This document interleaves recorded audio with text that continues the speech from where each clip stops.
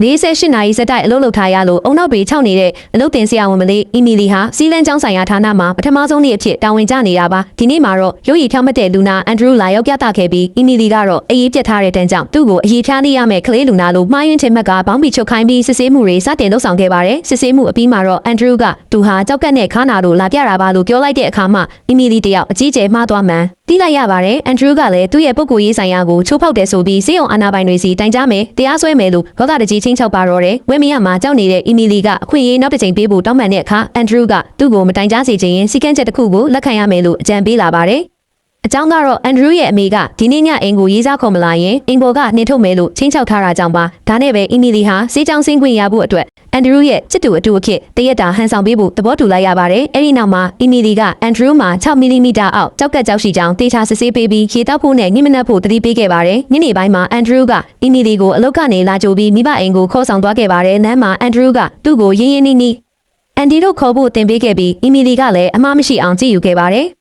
်အန်ဒရူးရဲ့အိမ်ကိုရောက်တဲ့အခါအန်ဒရူးရဲ့အမေကသူ့သားကြီးစားဟောင်းနဲ့လမ်းခွဲပြီးကလေးကမိမတွေကိုစိတ်ဝင်စားပဲယောက်ျားချင်းကြိုက်နေရဲဆိုတဲ့သတင်းတွေကြောင့်စိတ်ပူနေခဲ့ရပါနဲ့အခုလိုလှပပြီးတင်ညာတက်စရာမလေးအီမီလီကိုတွေ့လိုက်ရတဲ့အခါအရန်ကိုဝမ်းသာသွားခဲ့ပါတယ်အန်ဒရူးရဲ့အမေကအီမီလီကိုတွေ့ချင်းပဲသဘောကျသွားပြီးချစ်စနိုးနဲ့တမီးလေးလိုခေါ်ကတန်မိုးကြီးလက်ဆောင်တစ်ခုကိုပါချက်ချင်းပေးအပ်ခဲ့ပါတော့တယ်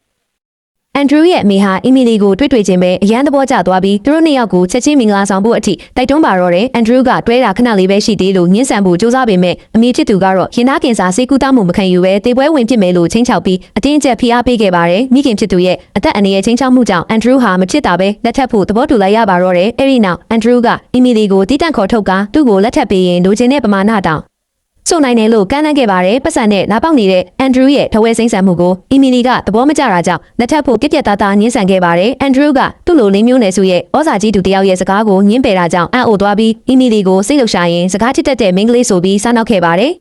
်အမေဖြစ်သူရောက်လာပြီးအီမီလီကိုစားနောက်ရမလားဆိုပြီးအန်ဒရူးကိုစူပူကတောင်းပန်ခိုင်းခဲ့တဲ့အတွက်အန်ဒရူးလည်းစိတ်မပါပါပဲတောင်းပန်ခဲ့ရပါတယ်ဒါပေမဲ့အီမီလီကတော့တရက်တာချစ်သူဟန်ဆောင်ပေးုံနဲ့မင်္ဂလာဆောင်ဖို့အထိမဖြစ်နိုင်ဘူးလို့အခိုင်အမာညှင်းဆန်ခဲ့ပါတယ်အီမီလီဟာအန်ဒရူးနဲ့စကားမပြောချင်တာကြောင့်အစားအသောက်တွေကိုအလင်းစလိုမြူချရမှအစာနေသွားခဲ့ပါတယ်အန်ဒရူးကအီမီလီကိုအရေးပေါ်ရှေးဦးပြုစုနည်းနဲ့ကယ်တင်ပေးခဲ့ပေမဲ့ကျန်းမြင်ပေါ်မှာဖြစ်ပျက်သွားတဲ့အခြေအနေကြောင့်အမေဖြစ်သူကသူတို့နှစ်ယောက်ကိုချစ်ချင်နေကြတယ်လို့ထင်မှတ်မှားသွားခဲ့ပါတယ်အခြေအနေတွေပိုရှုပ်ထွေးမလာခင်အီမီလီဟာအန်ဒရူးရဲ့အိမ်ကနေအမြန်ထွက်ခွာသွားခဲ့ပါတယ်လမ်းမှာအန်ဒရူးကလက်ထပ်ဖို့နောက်ဆုံးခွင့်ရေးဖြစ်ထပ်မံကမ်းလှမ်းခဲ့ပေမဲ့အီမီလီကတော့မာနာကြီးတဲ့အန်ဒရူးကိုပြက်ပြက်သားသားပဲညှင်းဆိုခဲ့ပါတယ်အင်ပြန်ရောက်တဲ့အခါအီမီလီမှာအခက်အခဲတစ်ခုနဲ့ရင်ဆိုင်လိုက်ရပါတယ်လောဘကြီးရဲ့အဖေဖြစ်သူကတတိလက်မိမျောနေတဲ့မိမိရဲ့ဆေးဘိုးနဲ့ချင်းချောက်ပြီးအသက်50အရွယ်မျိုးသားကြီးတစ်ယောက်နဲ့ဆစ်ဆက်ပေးဖို့အတင်းကျပ်စီစဉ်ခဲ့တာပါအီမီလီကမယားငယ်ရဲ့သမီးအစားသူ့ကိုမှရောင်းစားဖို့စူးစမ်းနေတဲ့အဖေဖြစ်သူရဲ့မတရားမှုကိုဒေါသထွက်စွာညှင်းဆန်ခဲ့ပါတယ်အခြားတစ်ဖက်မှာလည်းအန်ဒရူးဟာအီမီလီရဲ့ညှင်းပယ်မှုကိုခံလိုက်ရတာကြောင့်မာနတန်ရာရသွားပြီးမိခင်ဖြစ်သူစိတ်ကျေနပ်စေဖို့အတွက်အီမီလီမဟုတ်တဲ့တခြားနီတုကိုမဆိုမိန်းမဖြစ်လက်ထပ်ယူတော့မယ်လို့ဆုံးဖြတ်လိုက်ပါတော့တယ်နောက်တနေ့မှာပဲဆေးရုံကအမေရဲ့ဆေးဖို့မသွင်းရင်ဆေးကုသမှုရပ်တန့်ရတော့မယ်လို့အကြောင်းကြားလာတာကြောင့်အီမီလီတယောက်အကြီးကျယ်ခတ်တွေ့သွားခဲ့ပါတယ်အမေအသက်ကိုကယ်ဖို့အတွက်အခြားနည်းလမ်းမရှိတော့တဲ့အီမီလီဟာမာနာကိုဘေးချိတ်ပြီးအန်ဒရူးစီကန်သွားကလက်ထပ်ဖို့သဘောတူကြောင်းတွားရောက်ပြောဆိုခဲ့ရပါတော့တယ်အန်ဒရူးစီရောက်သွားတဲ့အခါအန်ဒရူးနာမှာစမန်းနာဆိုတဲ့ထိတ်တန်းမင်းသမီးတယောက်ရောက်နေပြီးနေငါတော်နေရာအတွက်ရှင်ပြိုင်ဖို့ပြင်ဆင်နေတာကိုတွေးလိုက်ရပါတယ်အီမီလီကသူဟာခွဲစိတ်ဆရာဝန်မတယောက်ဖြစ်တဲ့အတွက်စမန်းနာရဲ့မျက်နှာနဲ့ခန္ဓာကိုယ်ဟာခွဲစိတ်ပြုပြင်ထားတဲ့အတူတွေဖြစ်ကြောင်းချက်ချင်းထောက်ပြလိုက်ပြီးသူမရဲ့တဘာဝအတိုင်းရှိမှုကိုအသာစီရအောင်သုံးခဲ့ပါတယ်တကယ်တော့ဒီမင်းသမီးဟာအန်ဒရူးကအီမီလီရဲ့သဘောထားကိုစမ်းသပ်ဖို့ပတ်စံပေးပြီးငှားထားခဲ့တာပဲဖြစ်ပါတယ်အန်ဒရူးကအီမီလီရဲ့လက်ထပ်ခွင့်ကိုလက်ခံလိုက်ပြီးအီမီလီကလည်းအမေရဲ့စေကူတာစီအတွက်တလားကို1,000တောင်းဆိုခဲ့ပါတယ်အန်ဒရူးကလည်းမင်္ဂလာမတိုင်မီပိုင်ဆိုင်မှုစာချုပ်ချုပ်ဆိုကသဘောတူခဲ့ပြီးအီမီလီကိုဝန်ထမ်းဆောင်ကနေထွက်ခဲ့ဖို့ဖိအားပေးခဲ့ပါတယ်အဲ့ဒီနေ့မှာပဲသူတို့နှစ်ယောက်တရားဝင်မင်္ဂလာဆောင်လိုက်ကြပြီးအန်ဒရူးကအီမီလီကိုသူ့မေရှိမှာအချစ်လို့ခေါ်ဖို့ကျင့်ခိုင်းခဲ့ပါတယ်စိတ်လှုပ်ရှားရင်စကားထက်တဲ့အီမီလီတယောက်အန်ဒရူးရဲ့စာနောက်မှုကြောင့်အချစ်လို့ခေါ်ရတာစကားထက်နေခဲ့ရပါတယ်အိမ်ပြန်ရောက်တဲ့အခါအန်ဒရူးရဲ့အမေကသူတို့လက်ထပ်လိုက်ကြပြီဆိုတာကိုသိသွားပြီးအတိုင်းမသိဝမ်းသာသွားခဲ့ပါတယ်အမေဖြစ်သူကအီမီလီကိုခမ်းနားတဲ့မင်္ဂလာပွဲကျင်းပပေးခြင်းပေမဲ့အီမီလီကအမေရဲ့ကျန်းမာရေးကပိုအရေးကြီးကြောင်းနဲ့ရင်သားကင်ဆာကိုစစ်ဆေးပေးခြင်းနဲ့လို့တောင်းဆိုခဲ့ပါတယ်ဒီအခါသားဖြစ်သူလက်ထပ်အောင်ရင်သားကင်ဆာရှိတယ်လို့ဟန်ဆောင်ထားတဲ့အမေဖြစ်သူဟာသူ့အတူပေါ်သွားမှာစိုးရိမ်ပြီးခေါင်းဆောင်ခဲ့ပါတယ်ညပိုင်းမှာတော့အမေဖြစ်သူကသူတို့နှစ်ယောက်ကိုမင်္ဂလာဦးအခန်းထဲမှာအတူတူအိတ်ခိုင်းခဲ့တာအီမီလီတယောက်မင်္ဂလာဦးညအတွက်စိတ်လှုပ်ရှားကအန်ဒရူးရဲ့စာနောက်မှုကိုရင်ဆိုင်ခဲ့ရပါတော့တယ်မ မင်္ဂလာဦးညမှာတော့အန်ဒရူးရဲ့အမေကသူတို့နှစ်ယောက်ကိုအခန်းထဲတော့ပိတ်ထားခဲ့ရုံတင်မကပဲလူသားမျိုးနွယ်ရဲ့အစပြုခြင်းဆိုတဲ့စာအုပ်ညွှန်းကိန်းတွေနဲ့ဇလန်းဆန်းတွေကိုကိလုတ်ခိုင်းခဲ့တာကြောင့်အီမီလီတယောက်ဘာလို့ရမှန်းမသိစိတ်လှုပ်ရှားနေခဲ့ပါတယ်အပြင်မှာချောင်းသားထောင်နေတဲ့အမေဖြစ်သူယုံကြည်သွားအောင်အန်ဒရူးကအီမီလီကိုချစ်ချီနူးတန်ပြုလုပ်ဖို့ခိုင်းစေခဲ့ပါတယ်ဒါပေမဲ့အတွေ့အကြုံမရှိပဲစကားထစ်နေတဲ့အီမီလီရဲ့တင်းတောင့်တရုပ်ဆောင်မှုတွေကြောင့်အန်ဒရူးကစနောက်ရင်းနဲ့ပဲအီမီလီရဲ့ဆွဲဆောင်မှုမရှိတဲ့အတန်လေးကြောင့်စိတ်လှုပ်ရှားနှုတ်ခတ်လာခဲ့ရပါတယ်အပြင်ကနေချောင်းသားထောင်နေတဲ့အမေဖြစ်သူကတော့မင်္ဂလာဦးညမှာရုတ်တရက်အတန်တွေတိတ်ဆိတ်သွားတာကိုတွေးလိုက်ရတဲ့အတွက်တားဖြစ်သူမှအမျိုးသားရေးရာစွမ်းဆောင်ရည်တည်တနာရှိနေတယ်လို့ခင်မတ်မှာသွားပြီးတားဖြစ်သူအတွက်အားစီစွမ်းကောင်းရှာပေးဖို့ဆုံးဖြတ်လိုက်ပါတော့တယ်ရေချိုးပြီးထွက်လာတဲ့အန်ဒရူးကိုအီမီလီကသူပထမဆုံးအကြိမ်မို့လို့အစင်မပြေဖြစ်သွားတာပါနောက်တစ်ကြိမ်လေ့ကျင့်ထားပါမယ်ဆိုပြီးတောင်းပန်ခဲ့ပါတယ်အန်ဒရူးကလည်းသူတို့ရဲ့လက်ထပ်မှုကိုလူသိမပေးဖို့အီမီလီရဲ့တာဝန်ဟာအမေဖြစ်သူကိုစိတ်ချမ်းတအောင်ထားဖို့ပဲဖြစ်ပြီးသူ့ကိုစိတ်လာမကစားဖို့ရင်ခုန်အောင်လာမလုပ်ဖို့စီကံချက်တွေထုတ်ခဲ့ပါတယ်အီမီလီကလည်းအန်ဒရူးကိုပြန်ကြိုက်စရာအကြောင်းမရှိဘူးဆိုပြီးအေးဆေးပဲသဘောတူခဲ့ပါတယ်ညဘက်မှာတော့အန်ဒရူးရဲ့အမေကအခန်းကိုအပြင်ကနေတောက်ခတ်ထားတာကြောင့်နှစ်ယောက်လုံးအခန်းတစ်ခန်းထဲမှာအတူတူအိတ်ခဲကြရပါတယ်။အန်ဒရူးကပါဇက်ကသာစကားဆိုးတွေပြောနေပေမဲ့အီမီလီကိုကတင်ပေါ်မှာအိတ်ခိုင်းပြီးသူကတော့ဆိုဖာပေါ်မှာပဲအိတ်ပေးခဲ့တာကြောင့်အီမီလီကအန်ဒရူးကိုပါဇက်ကျမ်းပေမဲ့သဘောကောင်းတဲ့ယောက်ျားတစ်ယောက်အဖြစ်အတိမတ်ပြုခဲ့ပါတယ်။အမေဖြစ်သူမတော်တဆဖြစ်ပြီးကလေးကညတိုင်းအိမ်မက်ဆိုးတွေမက်နေရတဲ့အီမီလီဟာအဲ့ဒီညမှာတော့အန်ဒရူးရဲ့အနီးနားမှာပထမဆုံးအကြိမ်ဖြစ်အေဂျင့်စွာနှစ်နှစ်ချိုက်ချအိတ်ပျော်သွားခဲ့ပါတယ်။မနေ့ရောက်တဲ့အခါမှာတော့အီမီလီနိုးလာပြီးကတင်နားမှာမနက်ခင်းခန္ဓာကိုယ်တဘာဝအတိုင်းရောက်နေတဲ့အန်ဒရူးကိုတွေ့ပြီးလမ်းချက်ကအော်ဟစ်လိုက်ပါတော့တယ်အန်ဒရူးကမင်းကဆရာဝန်ဖြစ်ပြီးမနက်ခင်းမျိုးသားတွေရဲ့တဘာဝဖြစ်စဉ်ကိုတေချာမသိဘူးလားဆိုပြီးဆက်နောက်ခဲ့ပါတယ်အီမီလီကဘောင်းမီအမြန်ဝတ်ဖို့ပြောတဲ့အခါအန်ဒရူးကလည်းမနေ့ကဆေးရုံမှာစစ်တုံးကအကုန်မြင်ပြီးသားပဲကိုဆိုပြီးပြန်လဲဆက်နောက်ရင်းမနက်ခင်းလေးကိုရေးစရာအဖြစ်ပျော်ရွှင်စွာစတင်ခဲ့ကြပါတော့တယ်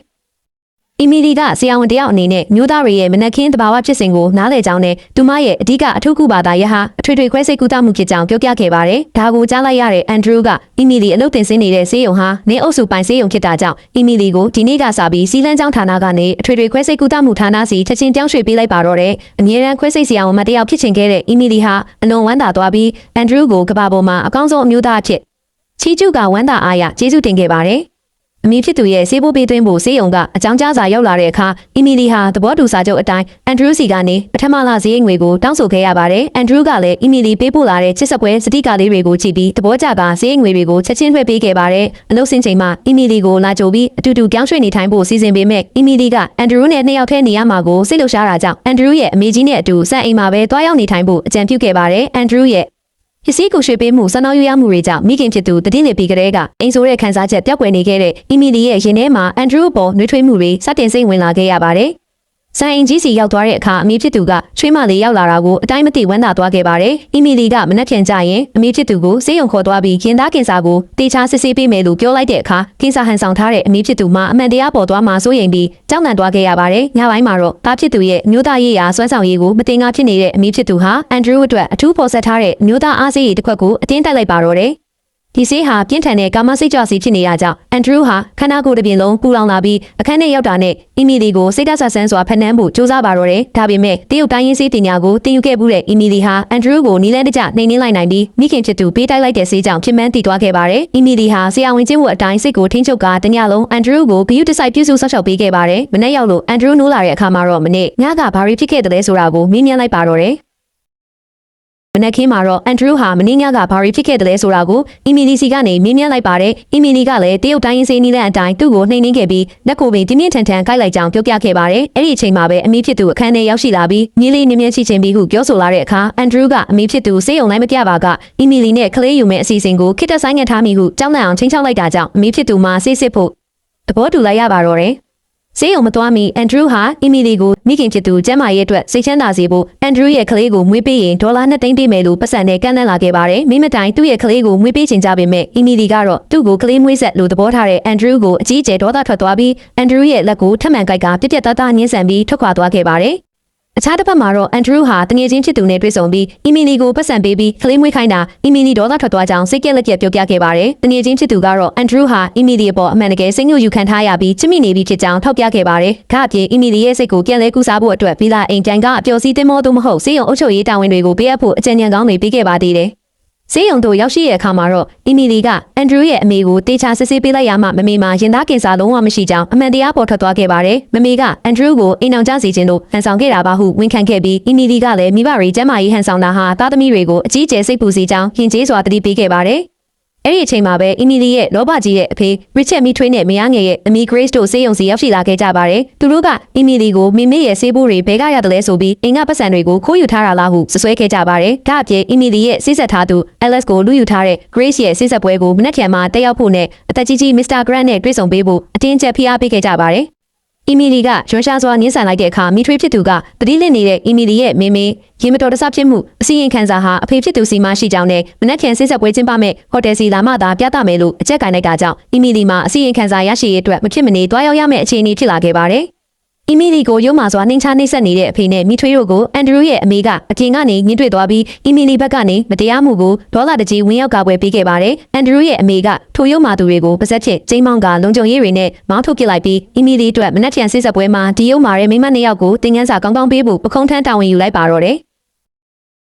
မနက်ခင်းကအမားအတွက်အန်ဒရူးဟာအီမီလီစီလာရောက်ပြီးပန်းစည်းနဲ့တန်ဖိုးကြီးလက်ဆောင်ပစ္စည်းတွေပေးကတောင်းပန်ဖို့ကြိုးစားခဲ့ပါတယ်။ဒါပေမဲ့မာနာကြီးရဲ့အီမီလီကတော့ဒါကိုတောင်းပန်မှုမဟုတ်ပဲစော်ကားမှုအဖြစ်တနက်ကညှင်းပယ်ခဲ့ပါတယ်။ဒါအပြင်အန်ဒရူးရဲ့အမေမှာကင်ဆာမရှိတာအမှန်တရားပေါ်သွားပြီဖြစ်လို့သူတို့ရဲ့သဘောတူညီချက်စာချုပ်ကိုပြည့်ပြည့်ကြောင်းနဲ့စာချုပ်ဖြတ်သိမ်းမယ်လို့ပြည့်ပြည့်တသားပြောဆိုလိုက်ပါတယ်။အန်ဒရူးကအီမီလီရဲ့အချိန်ချင်းညှင်းပယ်မှုကိုခံလိုက်ရတာကြောင့်မကြေမနက်ဖြစ်သွားခဲ့ရပါတယ်။အန်ဒရူးရဲ့အမေကတော့တားဖြစ်သူဟာအီမီလီကိုတကယ်စိတ်ဝင်စားပြီးချစ်မိနေတာဖြစ်ကြောင်းထောက်ပြခဲ့ပါတယ်။ဒါအပြင်မနက်ဖြန်မှာကျင်းပမဲ့ Grace ရဲ့ဆေးဆက်ပွဲမှာအီမီလီရင်ဆိုင်ရမယ့်ဒုက္ခတွေကိုတွားရောက်ကူညီပေးဖို့နဲ့အီမီလီဘက်ကနေမတရားမှုကိုအပြတ်သက်လက်စားချေပေးဖို့တားဖြစ်သူအန်ဒရူးကိုဖိအားပေးစေလုပ်ခဲ့ပါတော့တယ်။နောက်တစ်နေ့မှာတော့အီမီလီဟာမိမိရဲ့ရေမတော်တဆဖြစ်မှုအစီရင်ခံစာရရှိရေးအတွက်ဟိုတယ်မှာကျင်းပနေတဲ့မီထွေးနှမ Grace နဲ့ရီစာဟောင်း Alice တို့ရဲ့ဆေးဆက်ပွဲစီရောက်ရှိသွားခဲ့ပါတယ်။ Grace နဲ့ Alice တို့ကအီမီလီကိုမင်္ဂလာလက်ဆောင်တောင်းခံတဲ့အခါအီမီလီကဒီလက်ဆောင်ဟာမင်းတို့ချစ်ရဲ့နာရီအတွက်ပဲဆိုပြီးနာရီစုတောင်းနဲ့ကျင်းစားတိုက်လိုက်ပါတယ်။အဖေဖြစ်သူ Richard ကအီမီလီကိုအသက်ကြီးကြီး Mr. Grant နဲ့မဖြစ်မနေအတင်းကျပ်လက်ထပ်ခိုင်းပြီးပါရိုက်ဖို့စူးစမ်းလိုက်တဲ့အချိန်မှာပဲ Andrew ရောက်ရှိလာပြီးအီမီလီရဲ့လက်ကိုဆွဲကင်ကရဲရဲဝံ့ဝံ့ကာကွယ်ပေးလိုက်ပါတော့တယ်။ရုံးမာတဲ့အဖေရစ်ချက်မီထွေးနဲ့ Grace တို့ကအန်ဒရူးရဲ့ရုပ်ရည်နဲ့ခံရမှုကိုမြင်ပြီးအီမီလီပတ်စံပေးငှားရမ်းထားတဲ့မျိုးသားဟုခင်မက်မားကပုံမနှိမ့်ချစော်ကားပြောဆိုခဲ့ကြပါတယ်။ဒါပေမဲ့အီမီလီကတော့အားလုံးရဲ့ရှေ့မှာအန်ဒရူးဟာမြို့တော်ရဲ့ဩဇာအကြီးမားဆုံးလင်းအုပ်စုရဲ့သခင်ကြီးအန်ဒရူးလင်းဖြစ်ကြောင်းနဲ့သူ့ရဲ့လက်ချောင်းတစ်ချက်တောက်လိုက်ရုံနဲ့ကာတာမီသားစုတစ်ခုလုံးပြာကျသွားနိုင်ကြောင်းတရားဝင်ထုတ်ဖော်ပြောကြားလိုက်ပါတော့တယ်။ဟိုတယ်မှာအန်ဒရူးဟာ Alice တို့မိသားစုတစ်ခုလုံးကိုဟိုတယ်ကနေချက်ချင်းနှိထုတ်ခိုင်းလိုက်ပြီးဘလက်လက်စရင်တွင်းလိုက်ပါတဲ့ Alice ကအီမီလီဟာသူ့ကိုချစ်နေသေးတာကြောင့်ဒီလိုလာရှုပ်တာပါဆိုပြီးတာယာအိမ်မက်မက်ကပြောဆိုတဲ့အခါအီမီလီကသူ့ကိုဘယ်တော့မှမချစ်ခဲ့ဘူးကြောင်းပြက်ပြက်သားသားညင်းဆိုခဲ့ပါတယ်။အန်ဒရူးကသူ့ရဲ့ဇနီးဖြစ်သူအီမီလီကိုစော်ကားပြောဆိုခဲ့တဲ့ Alice ကိုဘယ်လိုပြစ်ဒဏ်ပေးခြင်းတလဲလို့မေးရမှာအီမီလီကသူ့လက်လိုကန်ထီခဲ့ပါတယ်။ဒါကြောင့်အန်ဒရူးက Alice ရဲ့လက်နှစ်ဖက်စလုံးကိုရိုက်ချိုးပြီးအကျဉ်းဆွဲထုတ်သွားဖို့နဲ့စတုံးကော်ပိုရေးရှင်းတစ်ခုလုံးကိုပြာကျသွားအောင်ဖျက်ဆီးပစ်ဖို့အမိန့်ပေးလိုက်ပါတော့တယ်။ဒါအပြင်အီမီလီဟာမိမိရဲ့ရေမတော်တဆဖြစ်မှုအစီရင်ခံစာကိုမီထွေးဖြစ်သူစီကနေတောင်းယူခဲ့ပါတယ်။မီထွေးဖြစ်သူကအီမီလီရဲ့မိမိဟာကားတိုက်ခံရတာမဟုတ်ပဲယောက်ျားကိုမထိန်နိုင်လို့ဆေးတောက်ပြီးတေချောင်းကြံစီခဲ့တာပါဟုရုံမာစွာအစိတ်ခက်စကားပြောခဲ့ပေမဲ့အီမီလီကတော့စိတ်သက်ခိုင်မာတဲ့သူ့မိမိဟာဘယ်တော့မှတေချောင်းကြံမှာမဟုတ်ဘူးလို့ယုံကြည်ထားပါတယ်။ရုံးမာတဲ့အဖေရစ်ချက်နဲ့မီထွေးတို့ဟာအန်ဒရူးရဲ့ဩဇာအာဏာကိုကြောက်လန့်သွားပြီးအီမီလီရဲ့မိသားစုဖြစ်တာကြောင့်မျိုးတော်ဇက်ခွင့်ပေးဖို့တောင်းပန်ခဲ့ကြပေမဲ့အန်ဒရူးကကာတာမိသားစုကိုပါဒေဝလီခံအောင်ကိလုကင်မဲလို့ချင်းချောက်လိုက်ပါတယ်။ကာတာမိသားစုတစ်ခုလုံးဒူးထောက်တောင်းပန်ကြတာကြောင့်အန်ဒရူးကအီမီလီအတွက်နစ်နာကြေးဖြစ်ကာတာမိသားစုရဲ့ပိုင်ဆိုင်မှုထက်ဝက်ကိုစွန့်လို့ရမယ်ဟုပြစ်ဒဏ်ခတ်လိုက်ပါတော့တယ်။စစ်ဆက်ပွဲအပြီးမှာအန်ဒရူးနဲ့အီမီလီတို့နှစ်ယောက်တည်းစကားပြောကြရာအန်ဒရူးကမနေ့ကကိစ္စအတွက်တောင်းပန်ရင်းအီမီလီကိုစာချုပ်ဖြတ်သိမ်းခွင့်မပေးခဲ့ပါဘူး။အန်ဒရူးကအမိဖြစ်သူသဘောကျနေတဲ့ရွေးနဲ့သူတကယ်ချစ်ရမယ့်သူမတွေ့မချင်းသူတို့ရဲ့လက်ထပ်ထားမှုစာချုပ်ကိုဆက်လက်ထားရှိဖို့သဘောတူညီခဲ့ကြပါတယ်။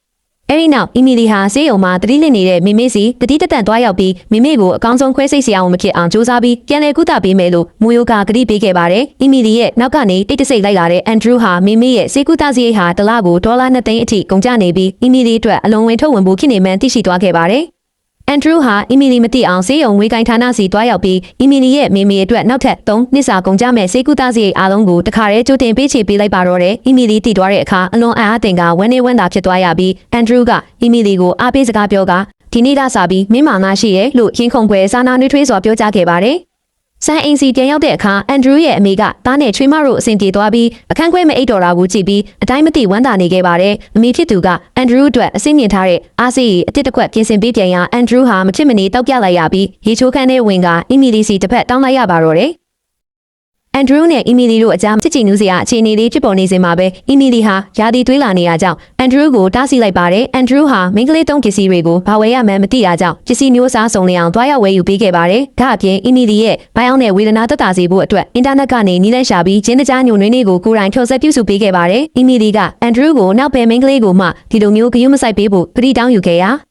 အန်ဒရူးကလည်းသူ့ဘဝမှာအီမီလီတယောက်တည်းအတွက်ပဲဒီလိုမျိုးလုပ်ပေးမှဖြစ်ကြောင်းနဲ့ကျမ်းမာရေးသက်သာအောင်တစ်ပတ်အချိန်ပေးမယ်လို့ရင်ခုန်ပွဲကတိပေးခဲ့ပါတယ်။အန်ဒရူးရဲ့အမေကလည်းတားဖြစ်သူအီမီလီအပေါ်အလေးထားယူရတာကိုမြင်တွေ့ပြီးအတိုင်းမသိဝမ်းသာနေခဲ့ပါတယ်။အဲ့ဒီအချိန်မှာပဲအန်ဒရူးရဲ့တငယ်ချင်းထံမှရုံးစီအရေးပေါ်လာခဲ့ဖို့ဟုံးဆက်ခေါ်ဆိုခြင်းခံရပါတယ်။အန်ဒရူးရဲ့တငယ်ချင်းမွေးစားထားတဲ့ကလေးမလေးလီလီကရုံးမှာတောင်းကျမ်းနေပြီးအန်ဒရူးထံဖုန်းဆက်ရမှာကလေးအတန်ပါလာခဲ့ပေမဲ့အီမီလီကတော့ရုံးမှာကလေးရှိစရာအကြောင်းမရှိပါဘူးဆိုပြီးမတင်ကားစိတ်ကိုပြေးဖယ်ထားခဲ့ပါတယ်။အခြားတစ်ဖက်မှာတော့အန်ဒရူးရဲ့ရေးစားဟောင်းဖြစ်သူဘဲလင်းကမင်းအိုလီဗီယာဟာနိုင်ငံခြားမှာအကပြရင်ခြေထောက်တန်ရာရလာခဲ့တာကြောင့်နေအုပ်စုပိုင်းဆေးရုံမှာဆရာဝန်မအီမီလီနဲ့တွားရောက်ပြသခဲ့ပါတယ်။အီမီလီကဆိုတဲ့နာမည်ကိုကြားလိုက်ရချိန်မှာအန်ဒရူးရဲ့ရေးစားဖြစ်မှန်သတိထားမိသွားခဲ့ပါတယ်။အိုလီဗီယာကအန်ဒရူးစီဖုန်းဆက်ပြီးဆေးရုံမှာအီမီလီဆိုတဲ့ဆရာဝန်မလေးနဲ့တွေ့နေကြောင်းပြောပြလိုက်တဲ့အခါအန်ဒရူးဟာအခြေအနေကိုရိပ်မိသွားပြီးဆေးရုံစီအလင်းအမြန်ထွက်ခွာလာခဲ့ပါတယ်။ဆေးရုံမှာအီမီလီကအိုလီဗီယာရဲ့ခြေထောက်ဟာခောက်သွားတာဖြစ်ပြီးအယိုးမထိခိုက်ကြောင်းစစ်ဆေးပေးခဲ့ပေမဲ့အိုလီဗီယာကတော့ခြေထောက်တန်ရာကတက်တာအောင်ကုလို့ရပေမဲ့ခုနှစ်နှလုံးလုံးတွဲခဲ့တဲ့ချစ်သူကသူ့ကိုတစ္ဆာဖောက်ပြီးတခြားသူကိုယူသွားလို့ရင်ကျိုးနေရတာကိုရောဘာဆေးနဲ့ကူးရမလဲဆိုပြီးအီမီလီရှိမှတွယ်ဝိုက်စော်ကဂယုဏတက်အောင်ပြောဆိုလာပါတော့တယ်။အိုလီဗီယာဆေးရုံကစင်းချိန်မှာအန်ဒရူးဟာမွေးစားသမီးလေးလီလီနဲ့အိုလီဗီယာကိုစံအင်စီလိုက်ပို့ဖို့ကားစီစဉ်ပေးခဲ့ပေမဲ့သူကိုယ်တိုင်ကတော့ဇနီးဖြစ်သူအီမီလီစီတွားရောက်ဖို့ညှဉ်းဆန်ခဲ့ပါတယ်။အန်ဒရူးလက်ထပ်ထားတာကိုသိသွားတဲ့အိုလီဗီယာကိုအန်ဒရူးကအီမီလီနဲ့ဝေးဝေးနေဖို့ပြက်ပြက်သားသားတတိပေးခဲ့ပါတယ်။အဲဒီနောက်အန်ဒရူးဟာအီမီလီရဲ့ဆေးရုံခန်းစီရောက်ရှိလာပြီးပတ်စံများပြပေးကဘုကင်တင်စားနောက်ခဲ့ပါတယ်။အန်ဒရူးကသူ့ရဲ့နှလုံးကုန်တန်ပြင်းထန်နေမှုကိုနားထောင်ခိုင်းရင်းငါချစ်တဲ့သူကမင်းတယောက်ခဲပါအီမီလီတို့ညနိုးစွာတရားဝင်ချစ်ခွင့်ပန်စကားဆိုခဲ့ရာအီမီလီရဲ့ရင်ထဲမှာလည်းအန်ဒရူးအပေါ်ချစ်စိတ်တွေရိမ့်ရိုင်လှုပ်ခတ်သွားခဲ့ရပါတယ်အခြားတစ်ဖက်မှာတော့အိုလီဗီယာဟာအန်ဒရူးငါးနှလုံးလုံးဘာကြောင့်အခြားမိန်းကလေးတွေနဲ့မတွဲခဲ့တာလဲဆိုတာစုံစမ်းရင်းအီမီလီကိုဘယ်တော့မှအန်ဒရူးကိုမပေးနိုင်ဘူးလို့ရုံးမှစွာကြံစည်နေခဲ့ပါတယ်။စံအင်ကြီးမှာတော့အမေဖြစ်သူဟာတားနဲ့ချွေးမတို့အဆင်ပြေစေဖို့အတွက်အီမီလီအတွက်တီးတန့်ဆွဲဆောင်မှုရှိတဲ့ညဝက်အင်ဂျီတွေကိုပြင်ဆင်ပေးခဲ့ပါတယ်။အီမီလီတယောက်ရှေ့ရွံ့နေစဉ်အန်ဒရူးကစနောက်နေတော့မှပဲလီလီထံမှအရေးပေါ်ဖုန်းဝင်လာခဲ့ပါတယ်။လီလီကအိမ်ထဲတခိုးဝင်ပြီးမိခင်ဖြစ်သူအိုလီဗီယာဓာတ်ထိုးခံရကတေးအိမ်ထဲမှာလဲကျနေကြောင်းအော်ဟစ်အကူအညီတောင်းခံခဲ့တာကြောင့်အန်ဒရူးဟာအပြေးလွှားထွက်သွားခဲ့ရပါတယ်။အဲ့ဒီအချိန်မှာပဲ6နှစ်အရွယ်လီလီဟာအန်ဒရူးနဲ့အိုလီဗီယာတို့ရဲ့သမီးရင်းဖြစ်တယ်လို့အီမီလီမှားယွင်းထင်မှတ်သွားပြီးသူ့ကိုယ်သူအိမ်အောင်ရေးဖြည့်ဆည်းသူတယောက်အဖြစ်စိတ်တန်ရာရသွားခဲ့ရပါတယ်။ဆေးရုံစီအိုလီဗီယာရောက်ရှိလာတဲ့အခါအီမီလီဟာစိတ်ခံစားချက်တွေကိုဘေးပယ်ထားပြီးဆရာဝန်ချင်းမှုအတိုင်းအိုလီဗီယာရဲ့အသက်ကိုအရေးပေါ်ခွဲစိတ်ကုသကအောင်မြင်စွာကဲတင်ပေးခဲ့ပါတယ်။ဒါပေမဲ့ခွဲစိတ်မှုအပြီးအိုလီဗီယာနိုးလာချိန်မှာတော့နီလီကအီမီလီကိုကြည့်ပြီးဒီမိန်းမကငါ့ဘာဘာကိုလူယူသွားတဲ့မိန်းမရုပ်ဆိုပြီးဆွဆွဲတိုက်ခိုက်လာပါတော့တယ်။အိုလီဗီယာကလည်းဒိုမီသားစု3ယောက်ပြန်ဆုံစည်းနိုင်တာအီမီလီကြောင့်ပါပဲဆိုပြီးတွေ့ဝရုံမှစွာပြောဆိုခဲ့တာကြောင့်အီမီလီဟာကလေးပြောတာမမအားပါဘူးငါကပဲသူတို့ရဲ့ပြောရှင်မှုကိုလူယူခဲ့တာပါလို့ဝမ်းနေကြေကွဲစွာနဲ့ပဲအန်ဒရူးရဲ့ရှင်းပြချက်ကိုညှင်းဆန်ပြီးထွက်ခွာသွားခဲ့ရပါတော့တယ်။အန်ဒရူးဟာအီမီလီကိုလီလီရဲ့အမှန်တရားကိုစတင်ရှင်းပြခဲ့ပါတယ်။လီလီဟာအန်ဒရူးနဲ့အိုလီဗီယာတို့ရဲ့သမီးရင်းမဟုတ်ပဲဆုံးပါသွားခဲ့တဲ့တငယ်ချင်းရဲ့သမီးလေးဖြစ်ကြောင်းလီလီကိုမိဘမယ်လေးမှန်မသိစေချင်တာကြောင့်နိုင်ငံခြားမှာအိုလီဗီယာနဲ့အတူဆောက်ရှောက်စေခဲ့တာဖြစ်ကြောင်းထုတ်ဖော်ပြောဆိုခဲ့ပါတယ်။ဒါကိုသိသွားတဲ့အီမီလီဟာရင်ထဲကတန်တရားနဲ့ဝေဒနာတွေကင်းစင်သွားခဲ့ပြီးအန်ဒရူးကလည်းမင်းကငါမိန်းမပါငါကိုဘသူစီမှပြန်ပေးစရာမလိုဘူးလို့ချစ်မြတ်နူးစွာပြောကြားကနှစ်ယောက်သားအိုလီဗီယာစီတွားရောက်ပြီးအမှန်တရားကိုပြက်ပြက်သားသားရှင်းလင်းဖို့ဆုံးဖြတ်လိုက်ကြပါတယ်။ဆေးရုံခန်းစီရောက်ရှိတဲ့အခါအန်ဒရူးကအိုလီဗီယာကိုဒေါ်လာတန်း50ပေးကလီလီကိုခေါ်ပြီးခေါင်းရည်အေးနဲ့နိုင်ငံခြားမှာပဲအုံအောင်နေဖို့ပြောဆိုခဲ့ပါတယ်။ဒါပေမဲ့အိုလီဗီယာကအီမီလီကိုဒူးထောက်မတက်တောင်းပန်ဟန်ဆောင်ပြီးအန်ဒရူးကိုဆွတ်လွတ်ပေးဖို့တောင်းဆိုခဲ့တယ်လို့ဒဏ်ရာပြန်ပွင့်လာပြီးဟုဆိုကတရုတ်ဆောင်ခဲ့ပါတယ်။ဒါပေမဲ့ခွဲစိတ်ဆရာဝန်မအီမီလီကအိုလီဗီယာရဲ့ဒဏ်ရာဟာတခိုးထိုးတဲ့ဒဏ်ရာမဟုတ်ပဲအန်ဒရူးရဲ့အာယုံဆိုင်မှုကိုရရှိဖို့အတွက်သူ့ကိုယ်သူကန်ထိုးထားတာဖြစ်ကြောင်းဆေးပညာဆိုင်ရာအထောက်အထားနဲ့အမှန်တရားကိုဖော်ထုတ်လိုက်ပါတယ်။ဒါအပြင်6နှစ်အရွယ်ကလေးငယ်လီလီရှိမှအခုလိုရုံမှပြပြီးအီမီလီကိုအိမ်အောင်ရေးချက်စီးသူဟုကလေးပါစက်မှထွက်အောင်အစိတ်ခက်တင်ပေးထားတာကြောင့်အိုလီဗီယာဟာမိခင်ကောင်းတစ်ယောက်မဟုတ်ကြောင်းသက်သေပြလိုက်နိုင်ပါတယ်။ဒါကြောင့်အန်ဒရူးဟာအိုလီဗီယာစီကနေလီလီကိုအပြီးတိုင်ခေါ်ဆောင်သွားဖို့ဆုံးဖြတ်လိုက်ပါတော့တယ်။အိုလီဗီယာလက်ထဲကလွတ်မြောက်လာတဲ့လီလီလေးကိုအန်ဒရူးရဲ့အမေစီမှာအနံဖို့အတွက်အီမီလီကဂရီတစ်ခုပေးခဲ့ပါတယ်။အဲ့ဒါကတော့ဓာတ်နှစ်အတွင်းမြင်းလေးမှုပေးမယ်ဆိုတဲ့ဂရီဖြစ်ပြီးအမေဖြစ်သူကအတိုင်းမသိဝမ်းသာအားရနဲ့လီလီကိုတောင်းယူဆောက်ရှောက်ပေးဖို့လက်ခံလိုက်ပါတယ်။အဲ့ဒီနောက်အန်ဒရူးနဲ့အီမီလီတို့အကြားမင်္ဂလာဦးညအတွေ့အကြုံတွေနဲ့ပတ်သက်ပြီးစနောက်ရင်ခုံစရာချစ်ချီနူးပွဲသမီးစားဘဝစီရောက်ရှိသွားခဲ့ပြီးအန်ဒရူးကအီမီလီရဲ့မေမေကိုလည်းငါတို့မေမေဟုဆိုကမိသားစုတစ်ခုအဖြစ်နှွေးထွေးစွာသတ်မှတ်ပေးခဲ့ပါတယ်။ ဒါပေမဲ့ဒီလိုပျော်ရွှင်နေရတဲ့အချိန်မှာပဲဆေးရုံထမ်းမှအရေးပေါ်ဖုန်းဝင်လာခဲ့ပါတယ်။ရုံမာလာတဲ့ဖေရစ်ချက်ကတတိလစ်နေတဲ့မိမိရဲ့အသက်ရှူစက်ကိုဖြုတ်ပစ်ဖို့တရားဝင်လက်မှတ်ထိုးလိုက်ပြီးဖြစ်ကြောင်းကြားသိလိုက်ရတာကြောင့်အီမီလီကဒေါသတကြီးတားဆီးရဲ့အခါရုံမာတဲ့ဖေရစ်ချက်ကသူဟာတရားဝင်လျောက်ကြားဖြစ်တာကြောင့်ဆုံးဖြတ်ပိုင်ခွင့်ရှိကြောင်းနဲ့မိမိရဲ့အသက်ကိုကဲခြင်းမကအန်ဒရူးစီကနေကာတာကော်ပိုရေးရှင်းအတွက်$1 ဘီလီယံယင်းနှိမ့်နှံမှုတောင်းခံပေးရမယ်ဟုရုံမာစွာအကြက်ကင်လာပါတော့တယ်။မနက်ခင်းမှာတော့အန်ဒရူးနဲ့အီမီလီတို့အကြားမင်းငါကကိစ္စတွေနဲ့ပတ်သက်ပြီးကျင်းနာစနိုးလောင်ပြောင်ဆနောက်ခဲ့ကြပါတယ်။အန်ဒရူးရဲ့အမေကြီးစီမှာရောက်ရှိနေတဲ့လီလီလေးဟာလည်းအမေကြီးရဲ့ယူရပြုစုဆုံးမမှုကြောင့်အကျင့်ကောင်းလာပြီးအီမီလီနဲ့အန်ဒရူးတို့ကိုမနက်ခင်းနှုတ်ခွန်းဆက်စကားဆိုခဲ့ပါတယ်။အီမီလီဟာအမေကြီးရဲ့နှွေးထွေးမှုကိုဝမ်းသာကျေးဇူးတင်နေပေမဲ့ရုံမာလာတဲ့မိသားစုအတိုင်းဝိုင်းကလာသူဖြစ်တာကြောင့်အန်ဒရူးရဲ့ဘဝမှာဆုလက်မဖြစ်နိုင်ပဲဝင်ထုတ်ဝင်ပူဖြစ်နေမှာကိုရင်ထဲမှာအာနာစိတ်ဝင်နေခဲ့ပါတယ်။အန်ဒရူးကအီမီလီကိုဆေးရုံစီလိုက်ပို့ပေးရမှာနှစ်ယောက်သားတစ်ယောက်ကိုတစ်ယောက်မခွဲနိုင်မခွာရက်စရာချင်းမြတ်နူးစွာနှုတ်ဆက်ခဲ့ကြပါတယ်။ဒါပေမဲ့အီမီလီဟာအန်ဒရူးစီကနေ$1 ဘီလီယံတောင်းခံဖို့ရုံမာတဲ့အဖေရစ်ချက်ရဲ့အကြက်ကင်မှုကိုအန်ဒရူးကိုလုံးဝမတောင်းဆိုခဲ့ပဲမိခင်ဖြစ်သူအတွက်ဒုက္ခကိုတစ်ယောက်ထဲရင်ဆိုင်ဖို့ဆုံးဖြတ်ခဲ့ပါတယ်။ဆေးရုံတို့ရောက်ရှိတဲ့အခါရစ်ချက်နဲ့မီထွေးတို့ဟာအီမီလီစီကနေနေအုပ်စုရဲ့$1 ဘီလီယံယင်းနှိမ့်နှံမှုရမရမေးမြန်းကြပါတယ်။အီမီလီကနေအုပ်စုစီကနေတရားမှရမှာမဟုတ်ကြောင်းနဲ့မိမိကိုတခုခုထိခိုက်အောင်လုပ်ပါကအသက်ပါပြန်နှုတ်မိဟုပြက်ပြက်သားသားနှင်းဆန်လိုက်ပါတယ်။အခြားတစ်ဖက်မှာတော့အန်ဒရူးဟာအီမီလီရဲ့မိမိဆေးရုံခန်းကိုအစင်းမြင့်တင်ပေးဖို့ဆေးရုံစီဖုန်းဆက်ရမှရစ်ချက်ကမင်းညကလေးကအသက်ရှူဆက်ဖြုတ်ပစ်ဖို့တရားဝင်လက်မှတ်ထိုးခဲ့ကြောင်းနဲ့အီမီလီစီအကြောင်းကြားထားပြီးဖြစ်ကြောင်းသိရှိသွားခဲ့ပါတယ်။ဒီအခါမှအီမီလီဟာမင်းညကလေးကစိတ်ဆင်းရဲစရာအကြီးကျယ်ကြုံတွေ့နေရပြီးသူ့ကိုဝင်ထုတ်ဝင်ဖို့မဖြစ်စေခြင်းလို့ထိန်းသိမ်းထားခဲ့တာကိုအန်ဒရူးသိရှိသွားပြီးဆေးရုံစီအပြေးလွှားလိုက်လာခဲ့ပါတယ်။ဆေးရုံခန်းထဲမှာရုံမာရဲမီထွေးနဲ့ရွက်ချက်တို့ဟာမိမိရဲ့လက်ချောင်းလေးတွေလှုပ်ရှားလာပြီးတတိပြန်ရလာသလိုဟန်ဆောင်ကအီမီလီကို$1 ဘီလီယံတောင်းပေးဖို့ထပ်မံကြက်ကင်ကြပါတယ်။ဒါပေမဲ့ခွဲစိတ်ဆရာဝန်မအီမီလီကမိမိရဲ့လက်မှာထိုးထားတဲ့အရာနဲ့ရောင်ရမ်းနေမှုကိုတတိထားမိသွားပြီးသူနာပြုဆရာမဟောင်းဖြစ်ခဲ့တဲ့မီထွေးဖြစ်သူဟာစက်သားတွန်ဆေးကိုတမင်ထိုးသွင်းကမိမိတတိရလာသလိုလှည့်စားခဲ့တာဖြစ်ကြောင်းဖော်ထုတ်လိုက်ပါတယ်။မိခင်ဖြစ်သူ၏အသက်ကိုခုလုံးလောက်ကရုံမာရိုင်းဆိုင်စွာအကြက်ကင်နေသည့်အဖေရစ်ချက်နဲ့မီထွေးတို့၏လုပ်ရက်ကြောင့်အီမီလီဟာဒေါသအရှိန်မြင့်တက်လာခဲ့ပါတယ်။အီမီလီဟာနေသွင်းထားသည့်စေထိုးပြုံကိုကိုင်ဆောင်ကတွေးကြောတဲ့လေဝင်သွားရင်တွေးခဲပြီးတည်သွားနိုင်တဲ့မိမိကိုတက်ချင်ရင်နှင့်ကိုပါအရင်တက်မယ်ဟုဆိုကရုံမာတဲ့အဖေရစ်ချက်ကိုပြန်လည်ချင်းချောက်လိုက်ပါတော့တယ်။အီမီလီတယောက်ဒေါသတကြီးရစ်ချက်ကိုစေထိုးပြုံခေထိုးစိန်ရန်ပြင်လိုက်ချိန်မှာပဲအန်ဒရူးဆေးရုံခန်းထဲစီအချိန်မီရောက်ရှိလာခဲ့ပါတယ်။အန်ဒရူးကအီမီလီကိုဘာကြောင့်ဒီလိုခက်ခဲတွေကိုသူ့ကိုမပြောပြခဲ့ရတာလဲဟုမေးမြန်းသည့်အခါအီမီလီကအန်ဒရူးစီကနေ$1 ဘီလီယံအနိုင်ထက်လို့ရတောင်းခံပြီးထိုရုံမာသူများ၏အစီအစဉ်ကိုလက်မခံနိုင်တော့ကြောင်းဖြစ်ကြောင်းငွေဦးကပြောကြားလိုက်ပါတော့တယ်။ရုံမာတဲ့ဖေရစ်ချက်နဲ့မီထွေးဒါနာတို့ဟာမိမိကိုဆေးထိုးထားတာအထောက်အထားမရှိဘူးဆိုပြီးစိန်ခေါ်နေစဉ်မှာပဲအန်ဒရူးရဲ့တပည့်ဖြစ်သူရောက်ရှိလာပြီးဆေးရုံခန်းတွင်တက်ဆင်ထားတဲ့လျှို့ဝှက်ကင်မရာမှတ်တမ်းကိုယူဆောင်လာခဲ့ပါတယ်။ထိုမှတ်တမ်းထဲမှာမီထွေးဒါနာကမိမိကိုအချိန်ချင်းကြက်သားတွန်ဆေးနဲ့စိတ်ကြဆေးတွေထိုးသွင်းနေပုံကိုအထင်ရှားတွေ့မြင်လိုက်ရတာကြောင့်ညှဉ်းဆန်ခွင့်မရှိတော့ပါဘူး။မီထွေးဒါနာကရစ်ချက်ခိုင်းစေလို့လုပ်ရတာပါဟုအပြစ်လွဲချပြီးရစ်ချက်ကလည်းမိမိမသေးပါကပတ်စံရနိုင်မည်မဟုတ်ကြောင်းရုံမာစွာဝန်ခံလိုက်ပါတယ်။အကြံကုန်သွားတဲ့ရစ်ချက်ဟာအီမီလီကိုတခြားခံပြုလုပ်ကအန်ဒရူးစီကနေ$2 ဘီလီယံတောင်းခံဖို့စ조사ခဲ့ပေမဲ့အန်ဒရူးကရဲရင်စွာဝင်ရောက်ကယ်တင်ခဲ့တာကြောင့်အန်ဒရူးမှာဒဏ်ရာရရှိခဲ့ပါတယ်။အန်ဒရူးရဲ့အမိန့်ပေးမှုကြောင့်ရုံမာလာတဲ့ရစ်ချက်နဲ့မီထွေးဒါနာတို့နှစ်ယောက်လုံးဟာထောင်ဒဏ်ကြခံဖို့အတွက်ရဲတပ်ဖွဲ့ရဲ့ဖမ်းဆီးခေါ်ဆောင်ခြင်းခံလိုက်ရပါတော့တယ်။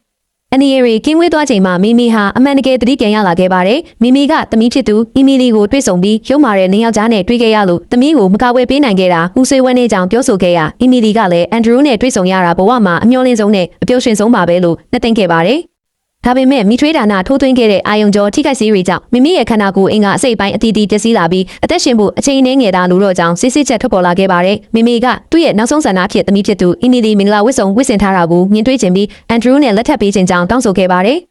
ဒါကြောင့်အန်ဒရူးနဲ့အီမီလီတို့ဟာမိမိရဲ့နောက်ဆုံးဆန္ဒကိုဖြည့်ဆည်းပေးသည့်အနေဖြင့်မိမိနဲ့အန်ဒရူးရဲ့အမေကြီးတို့ရှေ့မှောက်မှာတိုက်ရိုက်ခမ်းနားလာတဲ့မင်္ဂလာပွဲလေးကိုကျင်းပခဲ့ကြပါတယ်။မိမိကသမီးဖြစ်သူကိုအကောင်းဆုံးဆရာဝန်မလေးဖြစ်အောင်ကြိုးစားဖို့နဲ့အန်ဒရူးနဲ့ပျော်ရွှင်စွာနေထိုင်သွားဖို့မှာကြရင်ကောင်းကင်ဘုံကနေဆောက်ရှောက်ပေးမယ်လို့ဆိုကအေဂျင့်စွာကွဲလွန်သွားခဲ့ပါတော့တယ်။မိမိအတွက်လှပတိတ်ဆိတ်တဲ့တောင်တန်းနဲ့ရေပြင်ဝိုင်းရံထားတဲ့အကောင်းဆုံးနေရာမှာအေဂျင့်စွာနားယူနိုင်ဖို့အန်ဒရူးကစီစဉ်ပေးခဲ့ပါတယ်။အချိန်နဲ့ငယ်ကြပြီးနောက်မှာတော့အီမီလီဟာခိကန်းခွဲစိတ်ဆရာဝန်မတယောက်ဖြစ်လာခဲ့ရုံတင်မကပဲအန်ဒရူးရဲ့ရင်သွေးအမွှာကလေးကိုလွှဲထားရတဲ့ပပနဲ့မမတို့ရဲ့သားချိုးလေးတွေရဲ့မိခင်နောင်ဖြစ်လာခဲ့ပါတယ်။အလို့အရန်စူးစမ်းလုံးလို့အိမ်မပြန်ပဲဆေးရုံမှာတုံငါဆက်တိုက်တောင်တင်နေတဲ့အီမီလီကိုအန်ဒရူးကစစ်စနိုးလာရောက်စုပူပြီးအနားယူဖို့ပြောဆိုနေစဉ်မှာပဲအီမီလီရဲ့ဗိုက်စတင်လာခဲ့ပြီးမိဖွားဖို့ကင်ဆင်ရပါတော့တယ်။အန်ဒရူးကအီမီလီကိုပွေးဘက်ကမိဖွားခန့်စီအပြေးလွှားခေါ်ဆောင်သွားရင်ဇလန်းလေးမှာပျော်ရွှင်စရာကောင်းစွာပြီးဆုံးသွားခဲ့ပါတော့တယ်။